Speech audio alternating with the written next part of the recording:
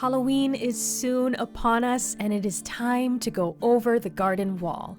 I had to draw fan art for this series. The autumn season called to me, so here's what I made.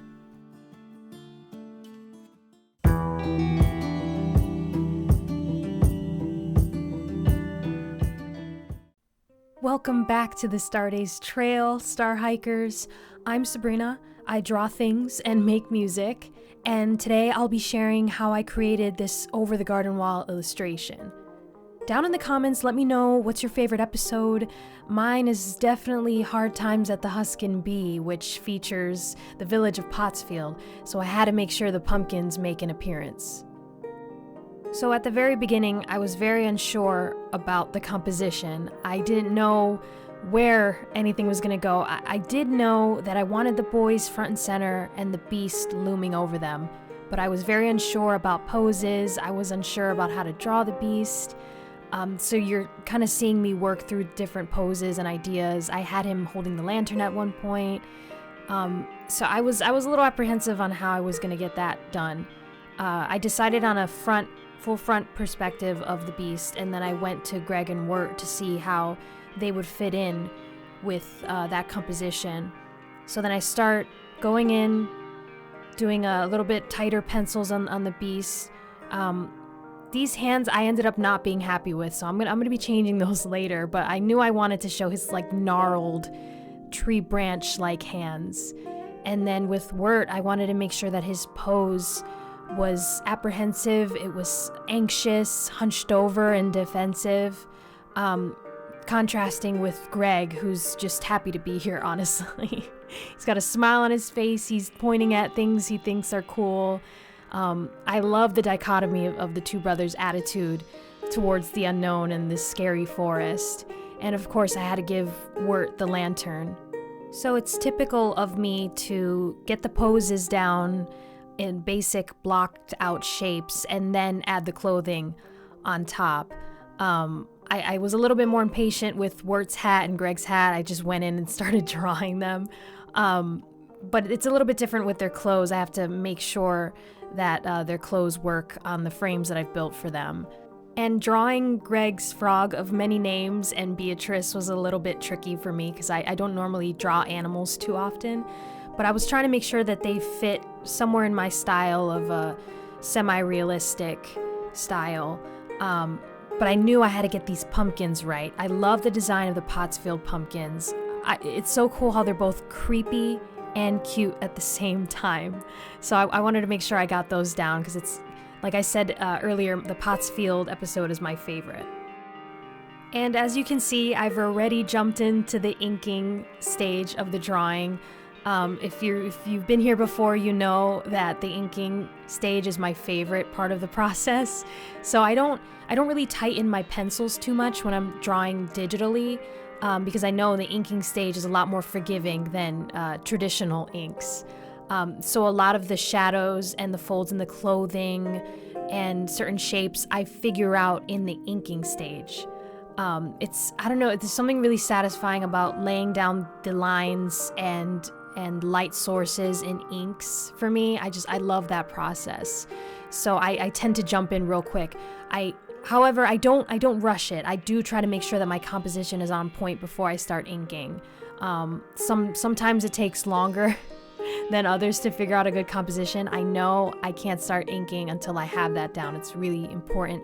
I want to make sure that everything flows well and is pleasing to the eye. Some days I can get it right away and I can just jump into inks, and that's a good day. What working on inking professional comics has taught me is the importance of line weights. You can see there in Greg's hair, there's heavier lines on the outside, but to denote the strands of hair, to give it more weight, I will add thinner lines for more detail and depth. I feel like it's important to make sure you have a differentiation between heavier lines and lighter, sketchier lines. I feel like it makes it more interesting to look at and not as flat.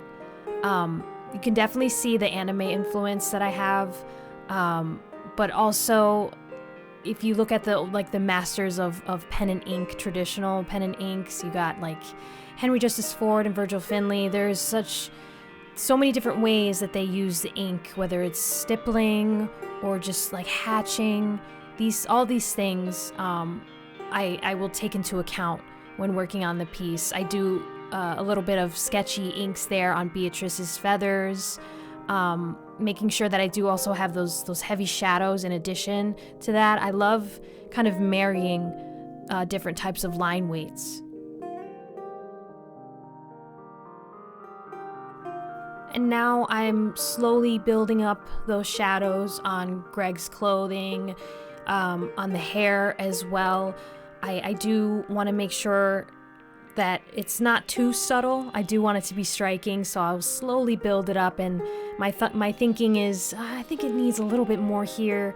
I'll step back for a minute, take a break, come back and be like, yeah, I think it needs a little bit more or a little bit less. I think it's important to step back from your piece and just look at it as a whole. I do the same thing here with the pumpkins as well. I was thinking they need a little bit more shadows themselves. I don't want them to look too flat. And I feel like these aren't really shapes that I draw very often. These kind of facial features, the round eyes and the almost robotic looking smiles on the pumpkins there. So it was fun to loosen up a bit, especially with this ancient looking gourd here. It was cool exploring different shapes and shadows.